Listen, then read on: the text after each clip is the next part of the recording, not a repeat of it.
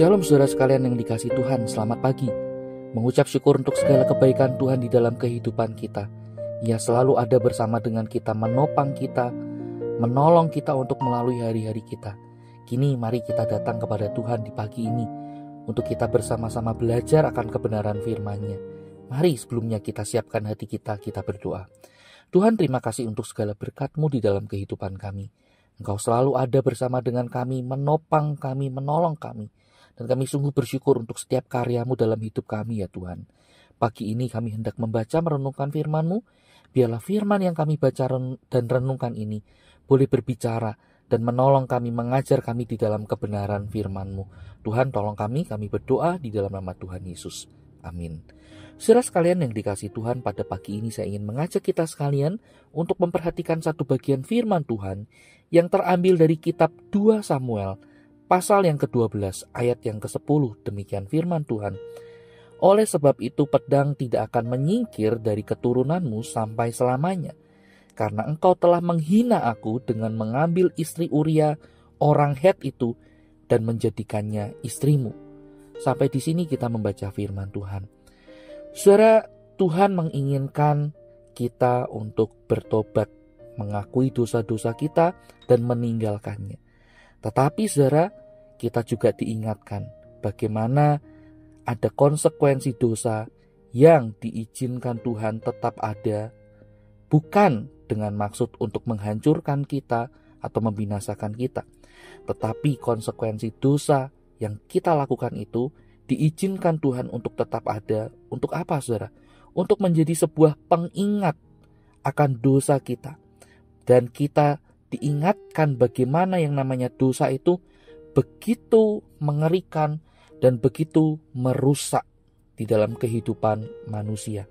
Tuhan mau kita belajar dari kegagalan kita untuk taat, dan kita boleh terus bertumbuh, dan kita juga boleh belajar untuk tidak mengulanginya lagi.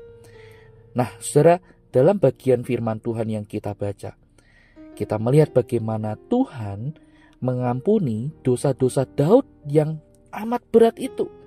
Oleh karena nafsunya, persinahan, ia merampas istri orang lain, dan bahkan ia membunuh suami sah dari perempuan itu. Dan kita lihat bagaimana Tuhan menegur Daud dengan begitu keras. Tuhan begitu murka dengan apa yang dilakukan oleh Daud. Tetapi di sisi yang lain, saudara, Tuhan memberikan Daud kesempatan. Tuhan memberikan pengampunannya. Dan Tuhan meminta Daud untuk bertobat dari dosa-dosanya. Tetapi saudara, kita melihat juga bagaimana ada sisi Tuhan ingin mendidik Daud.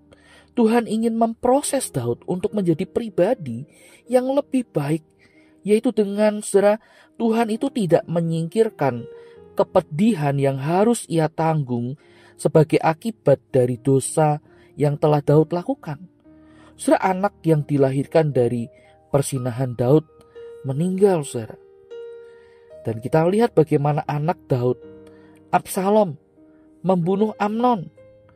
Absalom melakukan pemberontakan kepada ayahnya sendiri. Saudara, pemerintahan Daud seterusnya dipenuhi dengan berbagai macam dinamika yang terjadi. Ada hal-hal, saudara, yang di luar ekspektasi Daud.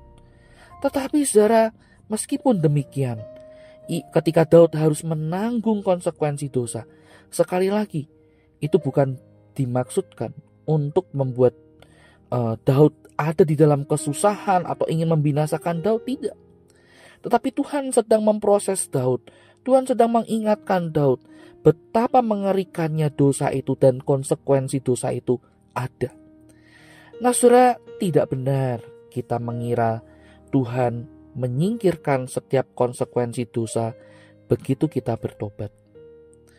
Seringkali itu diizinkan Tuhan untuk mendidik kita, memproses kita, mengingatkan kita betapa dosa itu adalah sebuah hal yang serius di hadapan Tuhan. Dan konsekuensi yang ada memang harus kita tanggung sebagai akibatnya. Tetapi semuanya itu adalah untuk membentuk kita, mengingatkan kita. Sembari saudara, Kita belajar untuk apa? Bertobat dan meninggalkan dosa-dosa kita. Bergantung kepada Tuhan, berbalik kepada Tuhan. Saudara, kita perlu belajar untuk melihat akan hal ini. Betapa Tuhan itu memandang serius yang namanya dosa. Dan Ia mau kita belajar untuk taat. Tinggalkan dosa, berbalik mengikut Dia. Belajar untuk taat. Meskipun kita tahu semuanya itu tidak mudah. Semuanya itu bukan seperti membalikkan telapak tangan. Akan terjadi begitu saja dengan baik. Saudara, ada banyak hal yang harus kita usahakan. Kita perlu belajar. Tapi mari kita bersandar pada pimpinan Tuhan, pada pertolongan Tuhan. Kita tiap-tiap hari, tiap-tiap saat berseru kepada Tuhan. Tuhan, tolong aku, kasihanilah aku.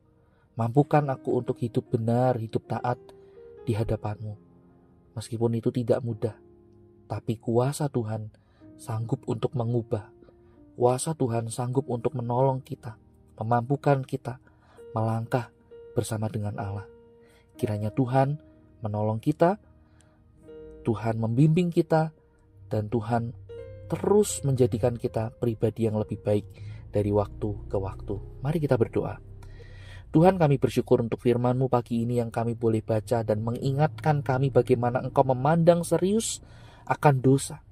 Dan Engkau mau kami berbalik dari dosa itu untuk kembali berjalan bersama dengan Tuhan di dalam jalan kebenaran-Mu. Tuhan, tolong mampukan kami, ajar kami untuk hidup seturut dengan kehendak-Mu. Kiranya Allah Roh Kudus membimbing kami tiap-tiap saat. Tuhan, mampukan kami. Kami berdoa di dalam nama Tuhan Yesus. Amin. Selamat pagi Bapak Ibu Saudara sekalian. Tuhan Yesus menyertai kita. Amin.